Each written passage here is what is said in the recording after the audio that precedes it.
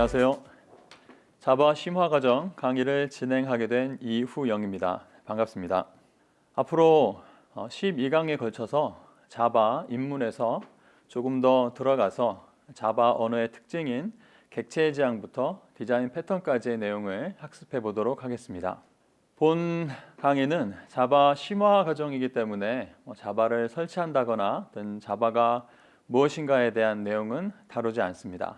그런 부분에 궁금하신 부분은 이 강의 전에 자바 입문반 강의를 듣고 오시는 것을 추천합니다.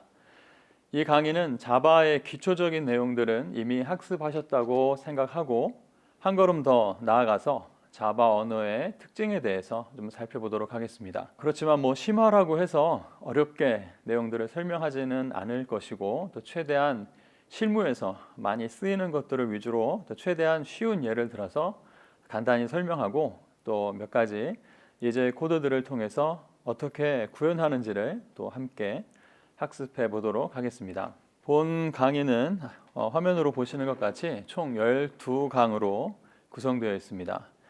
첫 번째 1강은 객체 지향 프로그래밍의 이해, 또 2강 추상 클래스와 인터페이스, 3강 예외 처리, 4강 자바 랭 패키지, 그리고 자바 랭 패키지는 5강에 이어서 계속적으로 4, 5강 진행을 하고요. 그리고 또 6강 자료 구조의 개요, 7강 컬렉션 클래스의 구현, 8강 컬렉션 프레임워크 구조의 이해, 그리고 9강에서는 또 중요한 스트림과 자바 IO에 대해서 설명해 드리도록 하겠습니다. 그리고 10강, 11강에 이어서 디자인 패턴을 두 강에 나눠서 진행할 예정이고요. 마지막에 프로그램을 한번 구현해 보는 그런 시간을 가지도록 하겠습니다. 첫 번째 시간으로 객체 지향 프로그램의 이해에 대해서 한번 강의를 진행해 보도록 하겠습니다. 본 강의는 객체 지향 프로그램의 역사, 그리고 또 객체 지향 프로그램이란 무엇인가, 그리고 이런 객체 지향 언어의 특징은 또 무엇인가, 이런 내용들을 한번 알아보는 시간을 갖도록 하겠습니다. 네, 우선 객체 지향 프로그램의 역사에 대해서 한번 살펴보겠습니다. 내용들이 여기서부터 여기까지 이렇게 쭉 도표로 이렇게 나와 있는데요. 이 도표를 이렇게 외우라고 이렇게 보여드린 건 아니고 또 편안한 마음으로 한번 보시면서 제 설명을 한번 들어보시면 되겠습니다.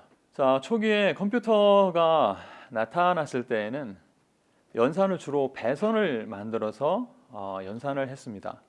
그러니까 물리적으로 전선들을 연결해서 또 전류를 내보내는 방식으로 계산을 했다는 거죠.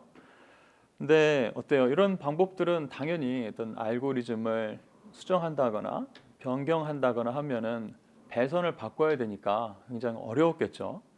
당연히 많은 문제점들이 나타났고 또 이에 대한 어떤 개선의 노력이 계속 이어졌습니다.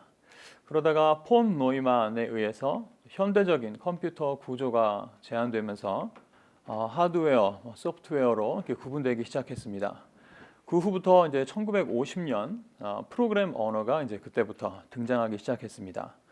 프로그램 언어는 여러분들 많이 들어보신 알골이나 포트란 그리고 리습 같은 언어들이 이 당시부터 이렇게 1950년부터 등장하게 됐죠.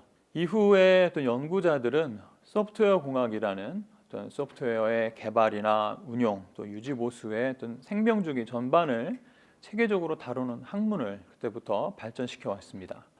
최초의 소프트웨어 공학이라는 용어를 사용한 해는 1968년으로 알려져 있습니다. 소프트웨어 공학이라는 개념이 지금부터 약 한 50년 전에 나온 개념이니까 생각보다는 좀 오래된 듯 하죠. 이 당시에는 어떤 소프트웨어의 개발 속도가 하드웨어의 개발 속도를 따라가지 못하는 일이 있었습니다. 또 사용자들의 요구 사항을 또 처리할 수 없는 그런 문제들이 또 자연히 발생하게 됐죠. 그러다 보니까 자연스럽게 소프트웨어 위기론, 소프트웨어 크라이시스라는 소프트웨어 위기론이 자연스럽게 등장하는 시기였기 때문에 개발자들은, 연구자들은 어떻게 하면 이런 위기들을, 소프트웨어 위기들을 잘 극복할 것인가에 대해서 고민을 하게 됐습니다. 이런 고민에 대한 답으로 제안된 것이 바로 오늘 배울 객체 지향 언어입니다.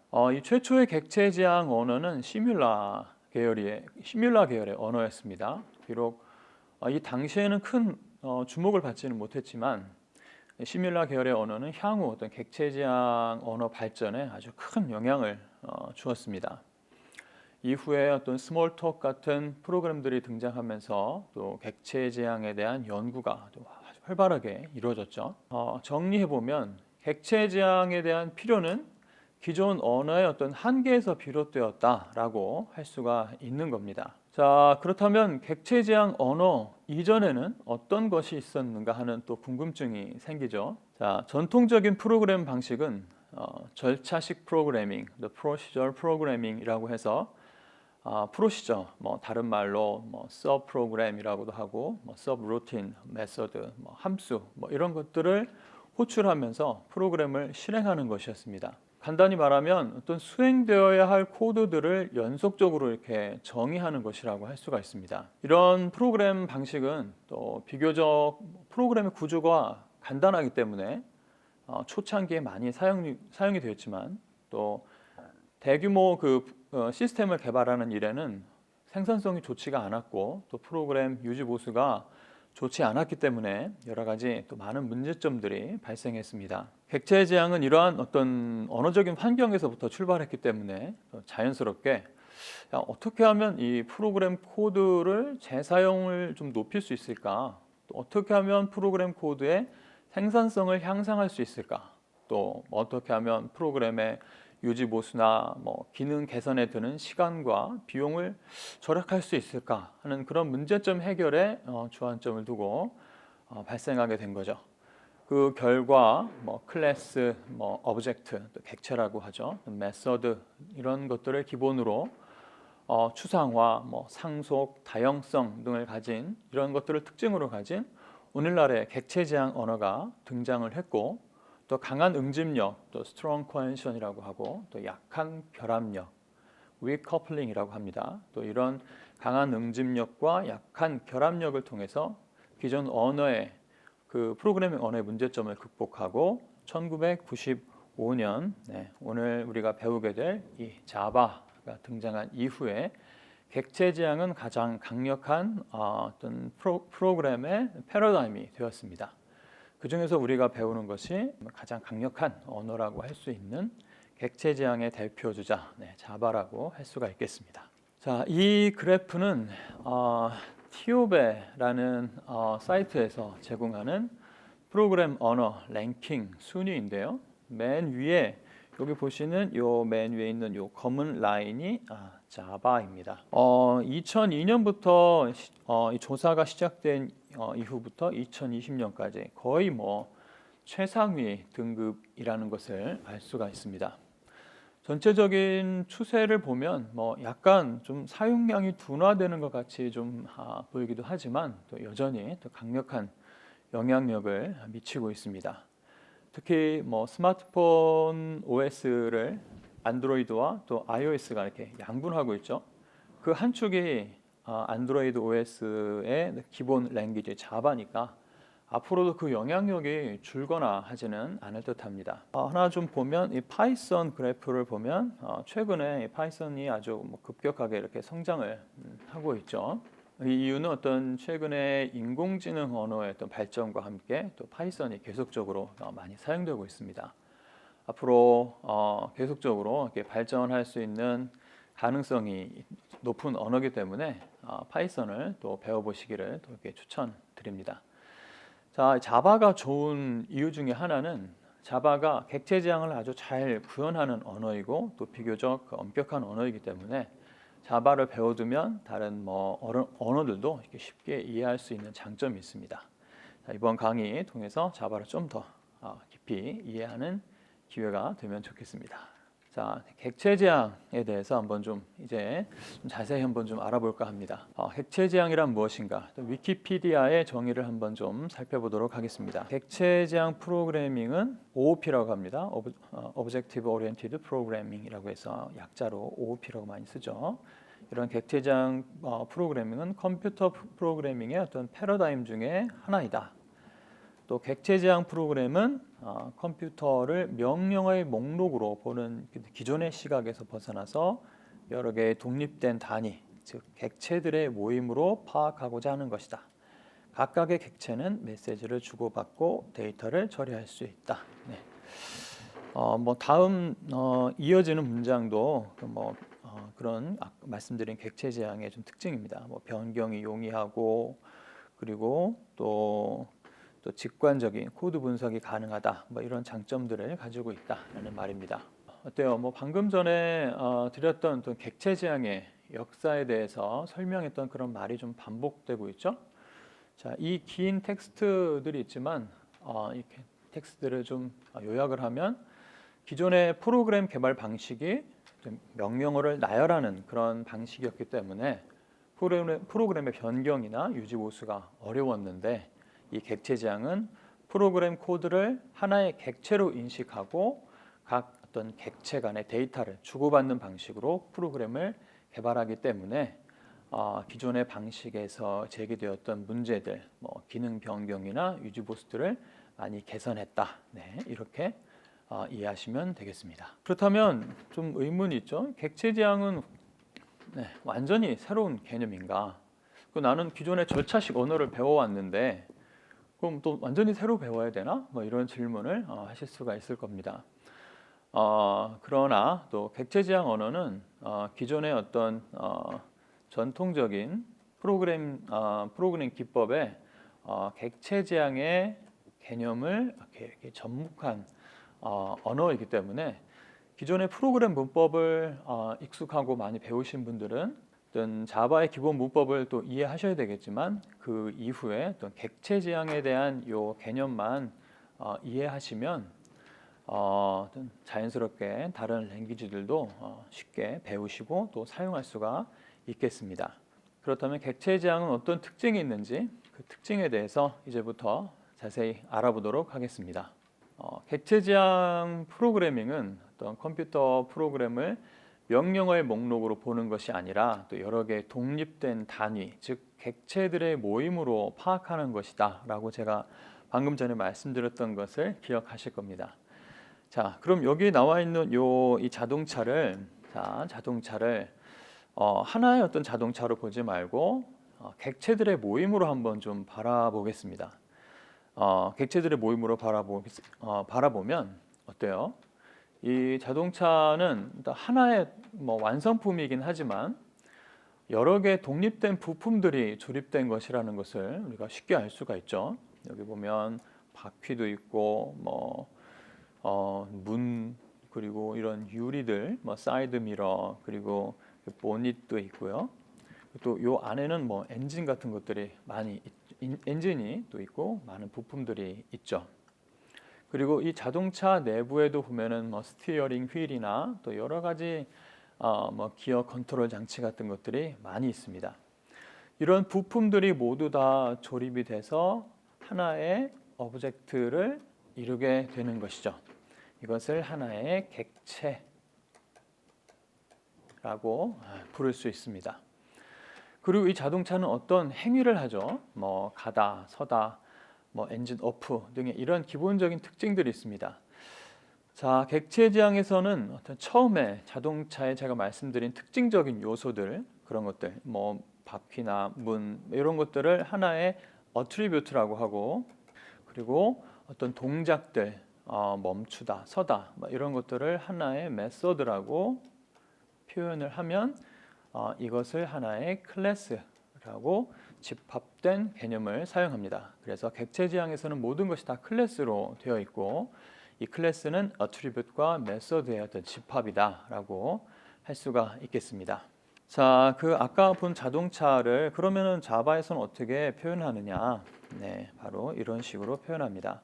이것들이 보면은 attribute가 되겠고요. 이런 부분들을 method라고 할 수 있습니다. 이렇게 모아서 이것을 하나의 클래스로 볼 수가 있는 것이죠. 자, 이렇게 되면은 우리가 오프라인 상의 어떤 객체들을 하나의 또 프로그램 코드로 만들 수가 있는 것입니다. 자, 이렇게 객체를 하나의 프로그램 코드로 만들어 놓으면 이것을 우리가 뭐라고 또 할 수 있냐면 설계도, 객체의 설계도라고 할 수 있습니다. 그렇게 되면은 우리가 설계도를 통해서 물건들을 많이 만들어낼 수가 있잖아요. 네, 이런 식으로 하나의 자동차라는 클래스를 new라는 자바의 객체 생성 명령어를 통해서 똑같은 클래스를 얼마든지 이렇게 만들어낼 수가 있습니다. 그렇다면 이 코드 하나를 가지고 이렇게 4번 재사용이 가능하게 된 거죠.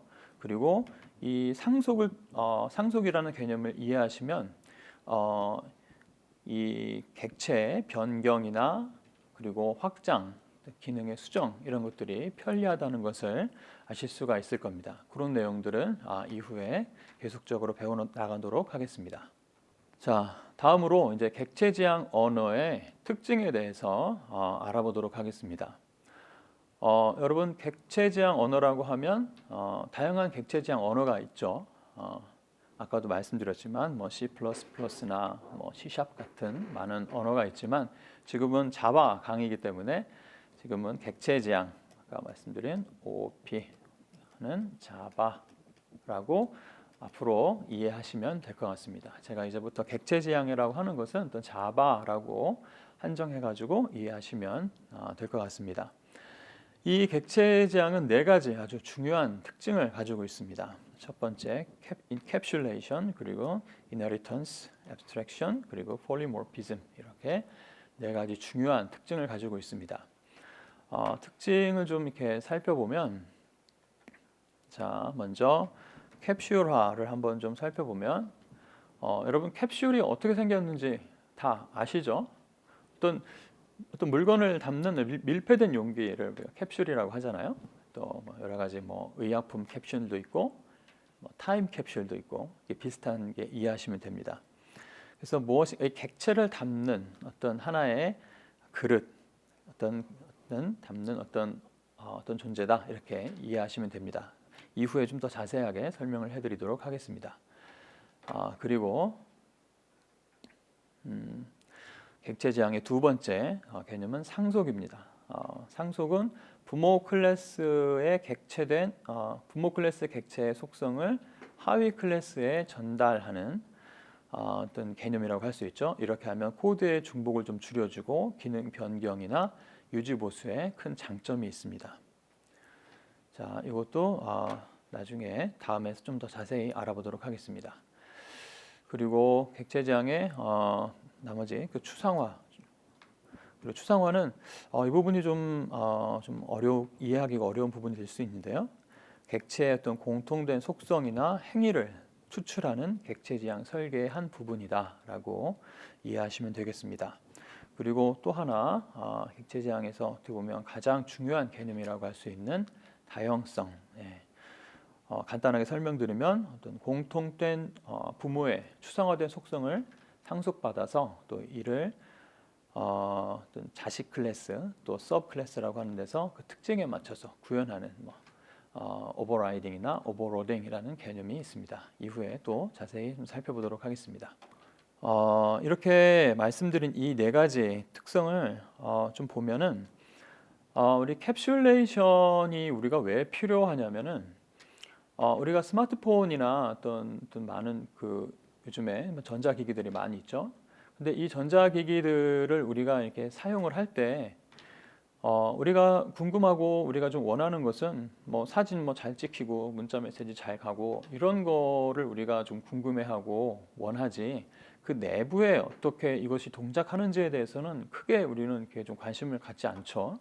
그리고 오히려 어떤 여러 가지 회로들이나 이런 것들이 외부에 오픈이 돼서 사용자가 그런 것들을 또 만질 수가 있다면 이런 것들은 좀 더 에러의 문제가 될 수가 있겠죠. 프로그램도 마찬가지입니다. 또 사용자 이 프로그램 내부도 어떤 복잡한 메소드가 있고 상수들이 있는데 이런 복잡한 상수들이나 변수들을 사용자가 프로그래머가 조작할 수 있게끔 외부에 노출되어 있다라고 하면 이런 것들은 에러의 또 원인이 될 수가 있겠죠. 그래서 객체 지향에서는 이런 것들을 잘 패키징해서 만드는데 이런 것을 객체 지향의 정보 은닉, 캡슐화라고 표현합니다. 네, 객체 지향의 2번째 특징, 상속입니다. 상속은 또는 존재하는 클래스의 속성과 메소드들을 공유하는 새로운 클래스를 만든다라고 하는 것이죠. 우리가 쉽게 말해서 부모, 자식 관계, 슈퍼 클래스와 서브 클래스의 관계 이렇게 표현하기도 합니다. 이렇게 상속을 통해서 클래스를 만드는 것이 기능 변경이나 유지 보수에 참 장점이 있습니다. 자, 객체지향의 또 어려운 개념 중에 하나가 추상화라는 개념인데요. 이 추상화는 영역에서 필요한 속성이나 행동들을 추출하는 작업이다라고 이렇게 되어 있습니다. 이 부분은 2강에서 좀 더 자세히 다룰 내용이기 때문에 이번 강의에서는 개념 정도만 알아두고 넘어가도록 하겠습니다. 그리고 폴리모피즘, 이것도 다형성이라는 개념인데요. 아주 객체지향의 중요한 개념입니다. 문맥에 따라서 같은 단어라도 다양하게 해석되고 또 아주 중요한 개념이죠. 오버로딩, 오버라이딩. 이 부분도 2강에서 좀 더 자세히 설명드릴 내용이기 때문에 이번 강의에서는 이렇게 개념 정도만 이해하고 넘어가도록 하겠습니다. 네, 이상으로 자바 심화 첫 번째 시간 객체지향 프로그램의 이해에 대해서 말씀드렸습니다. 이번 강의에서 좀 설명드리지 못한 추상화나 그리고 다형성들은 다음 시간에 이어지는 추상 클래스와 인터페이스 강의에서 좀 더 자세히 학습하도록 하겠습니다. 네, 감사합니다.